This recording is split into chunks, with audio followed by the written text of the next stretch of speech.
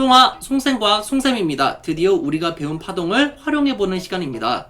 파동을 소리에 적용을 해볼 텐데요. 우리가 일상생활에서 여러 소리를 구별할 수 있는 까닭은 소리의 크기, 높낮이, 음색이 다르기 때문입니다. 이처럼 소리의 특징을 나타내는 크기, 높낮이, 음색을 보고 우리는 소리의 3요소라고 하는데요. 이와 관련된 내용을 배워보도록 하겠습니다.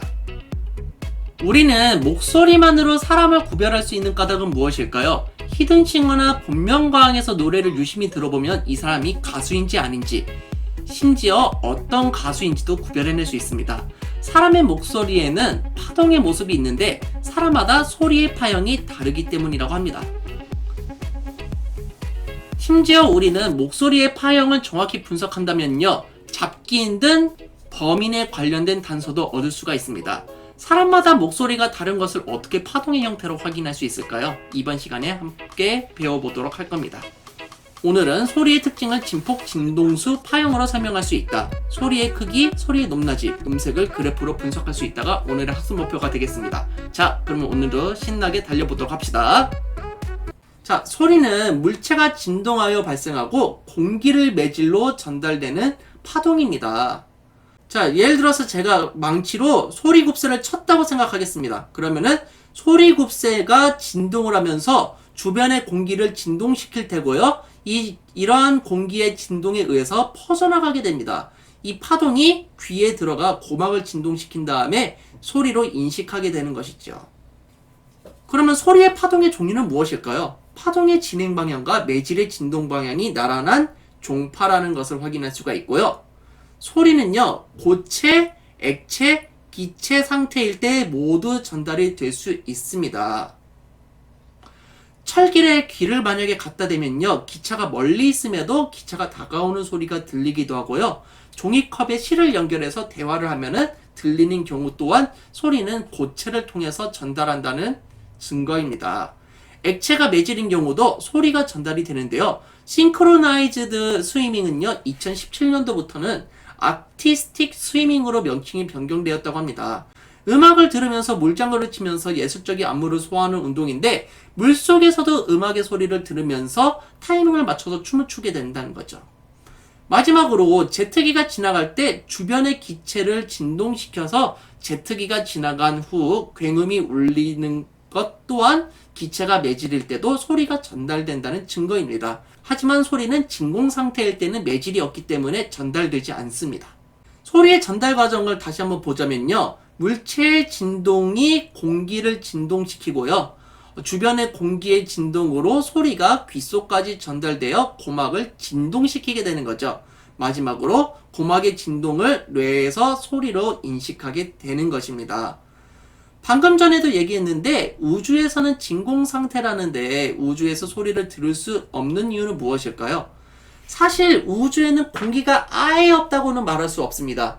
하지만 우리는 우주 공간은 진공 상태라고 말할 수 있죠. 이는 무한히 넓은 우주에 공기가 없다고 할 수 있을 정도로 매우 조금 존재하기 때문입니다. 우주 공간에서 소리를 쳤을 때의 상황을 상상해 보겠습니다. 내가 아무리 소리를 치더라도 상대방은 소리를 들을 수 없다는 거죠. 떨릴 수 있는 공기가 주변에 없기 때문이라는 겁니다. 그래서 우주복 안에는요, 무전기가 내장이 되어 있습니다. 통신으로 서로 대화를 하게 되는 것이죠. 그러면 소리의 세부적인 특징을 생각해 볼 텐데요. 실로폰의 건반을 세게 두드려 나는 소리와 약하게 두드려 나는 소리는 다릅니다. 소리의 크기가 다름을 알 수 있는 거죠.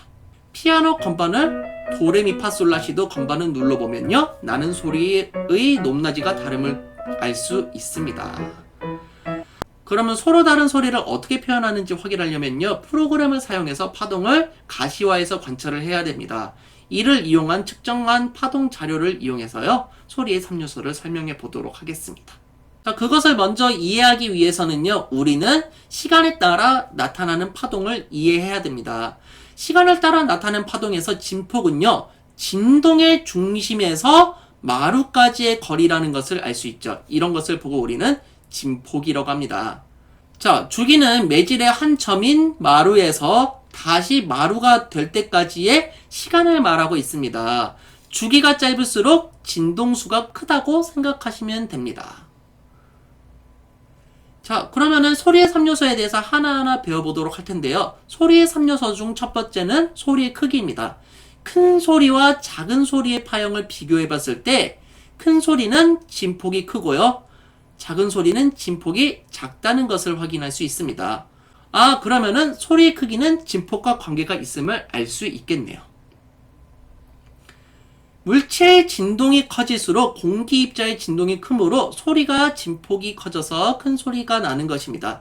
소리국세가 약하게 진동할 때는 물을 약하게 진동시키지만 소리국세가 세게 진동할 때는 물을 많이 튀게 하는 것 또한 확인이 가능하죠.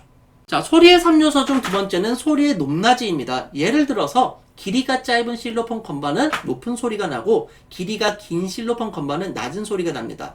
높은 소리는 주기가 짧아서 진동수가 크고 낮은 소리는 주기가 길어서 진동수가 작다는 것을 알 수 있겠습니다. 다시 한번 정리하면요. 소리의 높낮이는 진동수와 관계가 있다는 것을 확인할 수 있죠.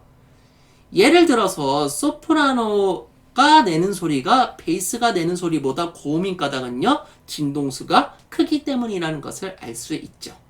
마지막으로 소리의 3요소에 속하는 것은 음색입니다. 목소리나 악기마다 파동의 모습이 서로 다릅니다. 결국 다른 음색으로 들리게 되고 서로 구분되는 소리의 특징을 가지게 됩니다. 음색을 다시 정리하면은 같은 크기의 높낮이의 소리라도 다른 악기에서 나는 소리가 서로 다르게 들린다는 거죠.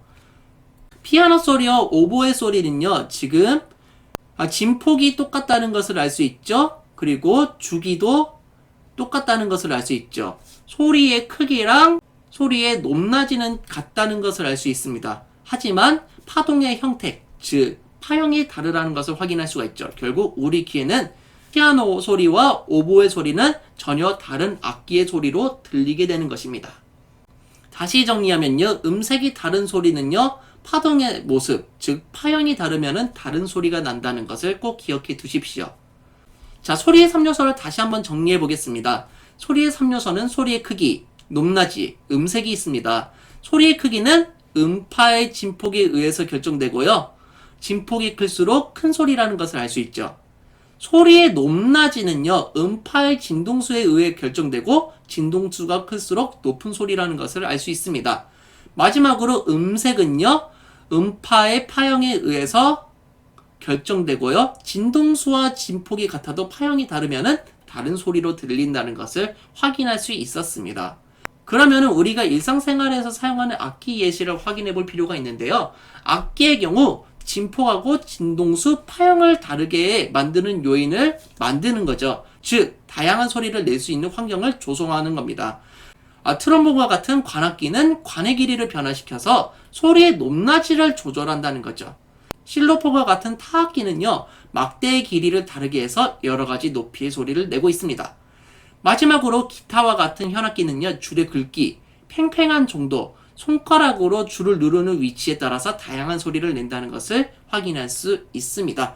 그럼 지금까지 배운 내용을 가지고 문제를 한번 풀어보도록 하겠습니다. 자, 소리의 모모가 클수록 큰 소리. 소리의 크기는 진폭에 영향을 준다고 했죠. 모모가 클수록 높은 소리가 난다. 소리의 높낮이는 그렇죠. 진동수가 영향을 준다고 했었습니다. 자, 크기와 높낮이가 같은 바이올린 소리와 실로폰 소리를 눈에 보이는 파동으로 나타내면은 어떤 게 다르게 나타난다? 음색이 다르게 나타나야 되기 때문에 파형이 다르게 나타난다는 것을 확인할 수 있습니다. 소리의 땡땡, 소리의 높낮이, 음색의 소리를 3요소라고 한다. 소리의 크기라는 것을 알 수가 있죠. 리코더의 솔 음과 피아노의 솔 음을 같은 세기로 나타내었을 때 파동의 모습을 비교해보면은 파형이 다르다는 거 다시 한번 기억해 두시면 좋을 것 같습니다. 자, 그림은 소리급사를 쳤을 때 나타나는 소리의 파동의 모습을 나타낸 것이다. 그래프로 분석해보세요 라고 되어 있습니다. 지금 진폭은 점점 줄어들고 있는데 주기는 거의 일정하다라는 것을 알 수 있죠. 소리의 높낮이는 일정한데 소리의 크기가 점점 줄어드는 것을 확인할 수 있네요. 그러면 답을 한번 적어볼까요? 진폭이 작아짐으로 소리가 점점 작아지고 진동수가 일정하므로 높낮이가 일정하다. 즉 높낮이가 일정한 음의 소리가 점점 작아진다라는 걸 확인할 수 있었습니다. 도전 문제를 마지막으로 한번 풀어보도록 하자. 소리에 관한 설명으로 옳지 않은 것은 답은 몇 번일까요?